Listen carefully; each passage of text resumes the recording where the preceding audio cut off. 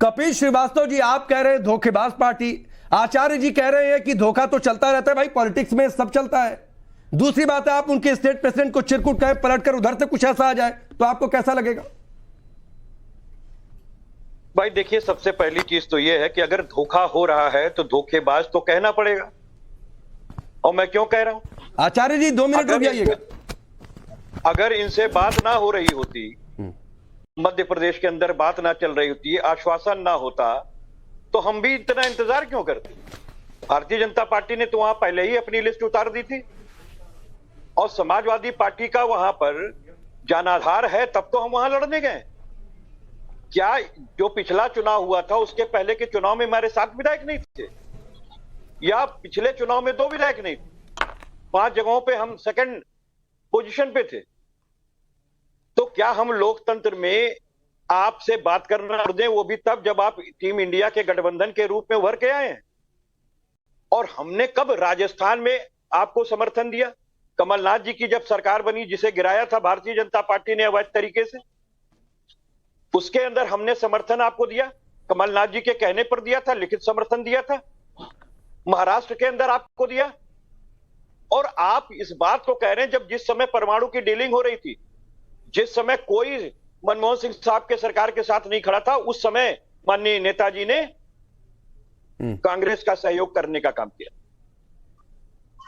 और आज कांग्रेस ने अगर इस तरीके से धोखा दे रहे हैं, और दूसरे तरफ से अपने कुछ नेताओं को जो टीम इंडिया के अंदर मीटिंग में नहीं बैठते हैं, हाँ। जो ये नहीं जानते हैं कि टीम इंडिया की मीटिंग्स के अंदर क्या बातें हो रही हैं, अगर वो इस तरीके के वक्तव्य जारी करेंगे तो नहीं, तो किस बयान से आपको दिक्कत है? अजय राय के किस बयान से दिक्कत है? अगर आप ये कह रहे हैं कि उनके 80 सीटों पर लड़ेंगे, 80 जीतेंगे, इस पर दिक्कत है, तो ये तो बात अखिलेश यादव भी कह चुके हैं कि 80 के 80 जीतेंगे। भाई 80 के 80 टीम इंडिया जीतेगी, इसमें कहां दो राय?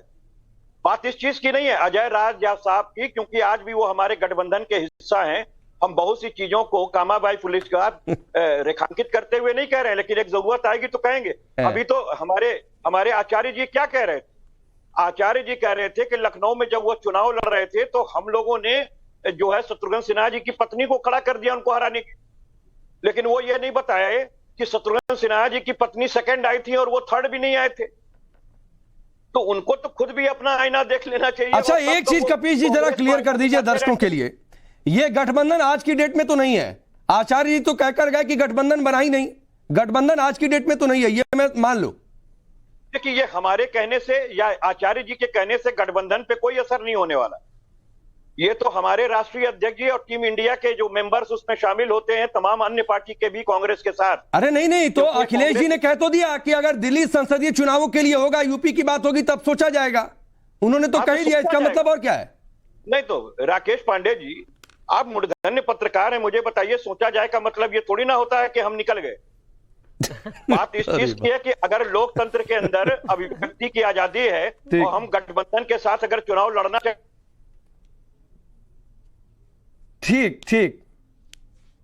ठीक, मैं इस पर अवधेश जी से जरूर समझूंगा, लेकिन उससे पहले शिवम त्यागी बहुत मुस्कुरा रहे हैं।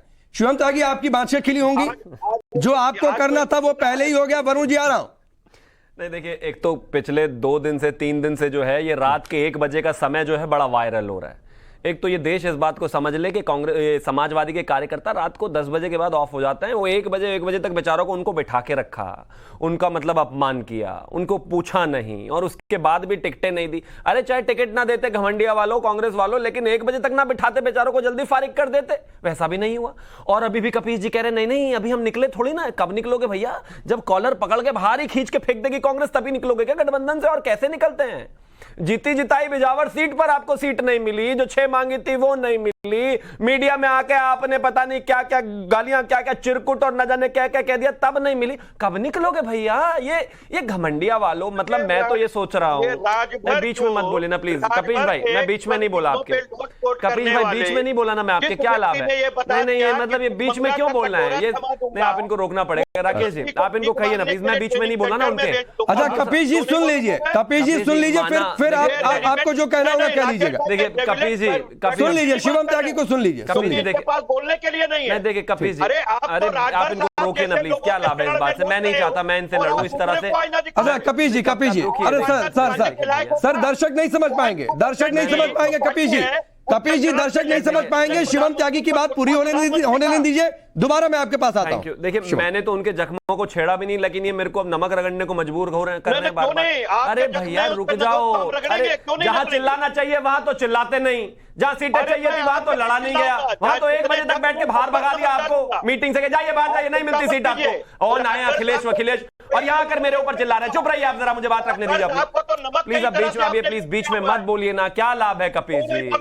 अरे भाई कपीश जी प्लीज सर, मैं बीच में आता हूं। अभी सिर्फ शिवम त्यागी की आवाज होने आ रहा है। थैंक यू कपीश जी एक एक करके प्लीज सर, प्लीज समझा करिए, लोग नहीं समझ पाएंगे, इसी में समय खत्म होगा। बहुत साफ शिवम है, त्यागी, हम इसी बात को 4 महीने पहले कह रहे थे, इसी बात को आज कह रहे हैं और आगे भी कहते रहेंगे। ये देश को लूटने का जो प्लान बनाकर ये घमंडिया वाले इकट्ठे होकर आए थे, हमने तभी कहा था कि ये कोई विचारधारा नहीं है, बस इनका एकमात्र एजेंडा है मोदी विरोध। मोदी विरोध में भी अगर ये अपने अंतर विरोधों को भी खत्म कर ले जाएं तो बहुत बड़ी बात है, लेकिन ऐसा नहीं हुआ।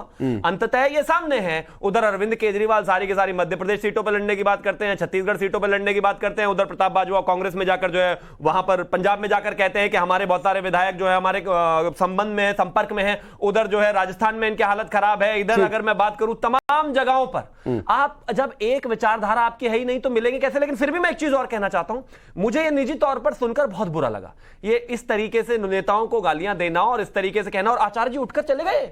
आप देखिए ना, मतलब नहीं ये शिवम, ये तो आपको अच्छा लग रहा होगा कि गठबंधन ऐसे ही बिखर रहा है, आप लोगों के बैठे बैठे ये तो आप खुश हो रहे होंगे। समाजवादी की ऐसी हालत पर रो दूं? रोना तो उन्हें खुद को ही पड़ेगा भाई।